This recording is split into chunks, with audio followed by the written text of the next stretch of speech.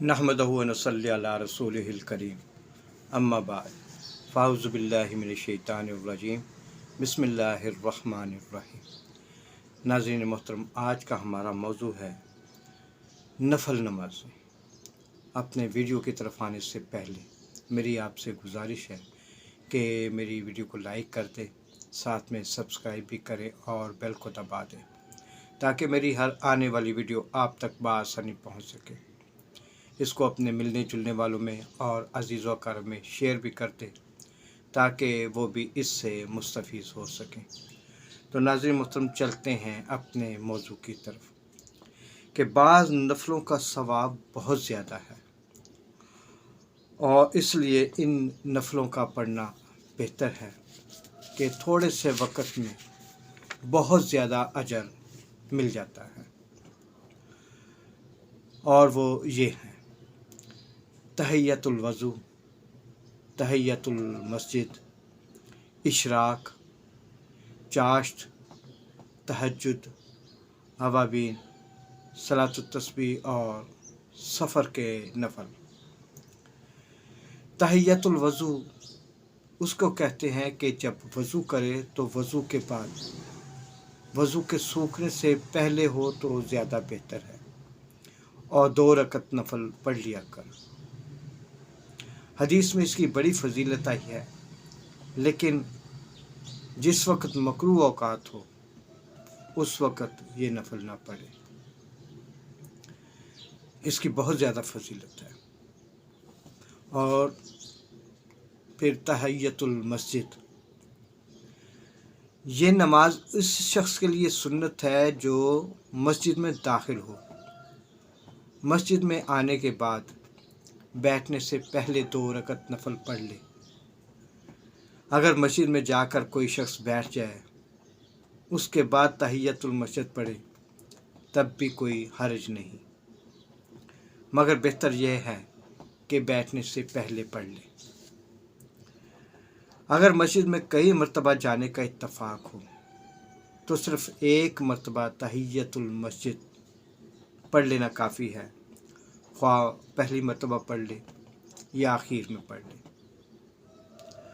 अगर मकरूह वक़्त हो तो सिर्फ़ 4 मरतबा इन कलमात को कह दे, सुबहानल्लाहि वल्हम्दुलिल्लाहि वला इलाहा इल्लल्लाहु वल्लाहु अकबर, और फिर दुरूद पढ़ ले।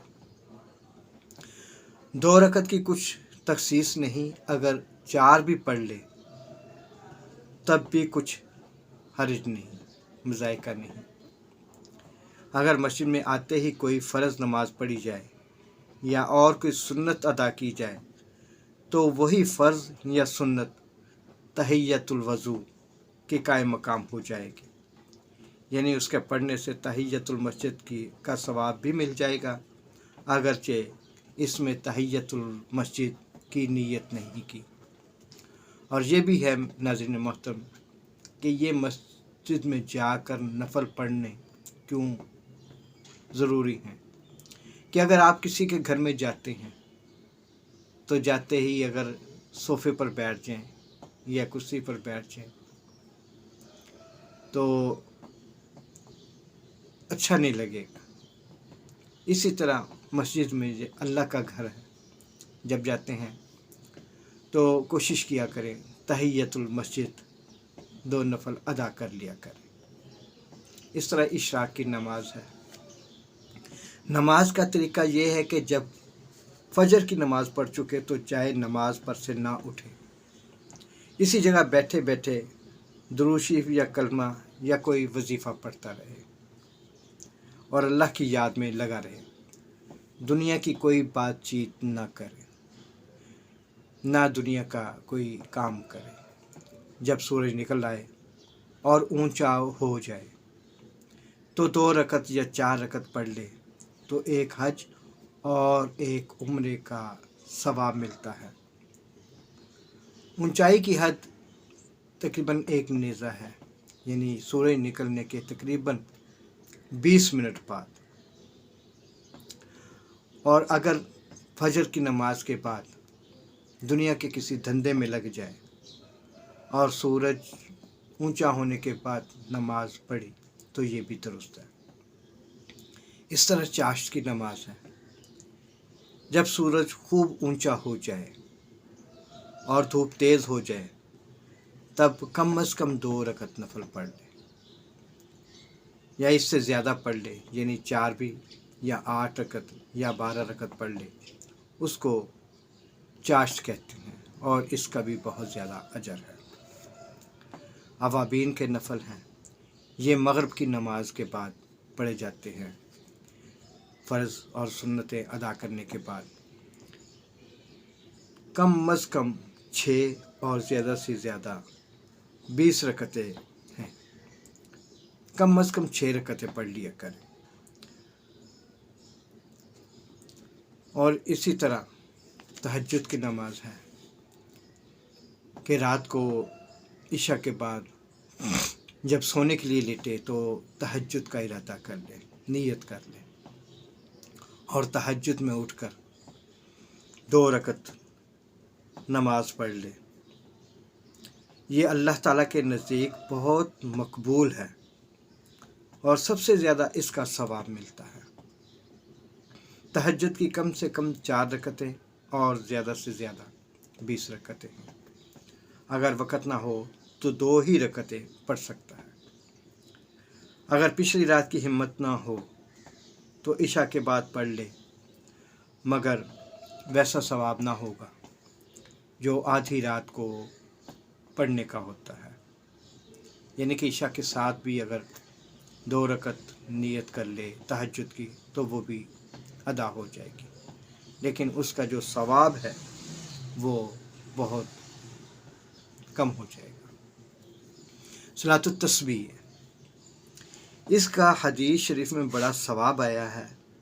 حضرت محمد صلی اللہ علیہ وآلہ وسلم نے اپنے چچا حضرت عباس رضی اللہ تعالیٰ عنہ کو یہ نماز سکھائی تھی، اور فرمایا تھا کہ اس کے پڑھنے سے تمہارے سب گناہ اگلے پچھلے نئے پرانے چھوٹے بڑے معاف ہو جائیں گے، اور فرمایا تھا کہ اگر ہو سکے تو ہر روز یہ نماز پڑھ لیا کرو،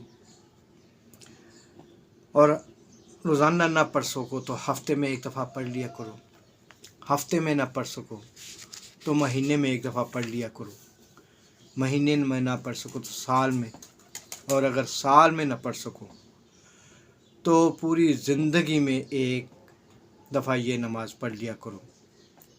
اور اس کے پڑھنے کی ترتیب یہ ہے کہ 4 رکعت کی نیت باندھے اور سبحانک اللہم اور الحمد اور سورت پڑھنے کے بعد سبحان اللہ والحمد للہ ولا الہ الا اللہ واللہ اکبر 15 دفعہ پڑھے، اس کے بعد رکوع میں جا کے 10 دفعہ پڑھے، پھر رکوع سے اٹھ کر یہی دعا 10 دفعہ پڑھے، پھر سجدے میں جائے 10 دفعہ پڑھے، سجدے سے بیٹھے پھر 10 دفعہ پڑھے، اور دوسرا سجدہ کرے پھر 10 دفعہ پڑھے، پھر دوسرے سجدے کے بعد بیٹھ کر 10 دفعہ پڑھے، اور کھڑے ہو کر 15 دفعہ پھر اسی ترتیب سے یہ نماز پڑھے۔ اور 1 رکعت میں یہ 75 دفعہ ہوتی ہے، اور 4 رکعت کی جو نماز ہوتی ہے اس میں 300 بار یہ کلمات پڑھنے ہوتے ہیں۔ اگر کوئی اس تسبیح میں سبحان اللہ والحمد للہ لا الہ الا اللہ واللہ اکبر ولا حول ولا قوت الا باللہ کا اضافہ کر لے تو یہ اور بہتر ہے۔ اور اس میں یہ بھی ہے کہ 4 رکعت میں کوئی بھی سورت پڑھ لے۔ اور اس طرح ایک سفر کے نفل ہیں، جب کوئی شخص اپنے وطن سے سفر کرنے لگے تو اس کے لیے مستحب ہے کہ وہ رکعت گھر میں پڑھ کر 2 رکعت گھر میں پڑھ کر سفر کرے، اور جب سفر سے آئے تو مستحب ہے کہ پہلے مسجد میں جا کر 2 رکعت نماز پڑھ لے، اس کے بعد اپنے گھر جائے۔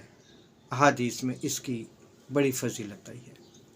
ناظرین محترم، یہ خصوصی نوافل تھے جن کی بہت فضیلت بیان کی گئی ہے۔ اس کے علاوہ نفل کبھی بھی پڑھ سکتے ہیں، کسی بھی وقت پڑھ سکتے ہیں۔ ہاں یہ ہے کہ مکروہ اوقات نہ ہو۔ اللہ تعالی ہمیں ان پر عمل کرنے کی توفیق عطا فرمائے۔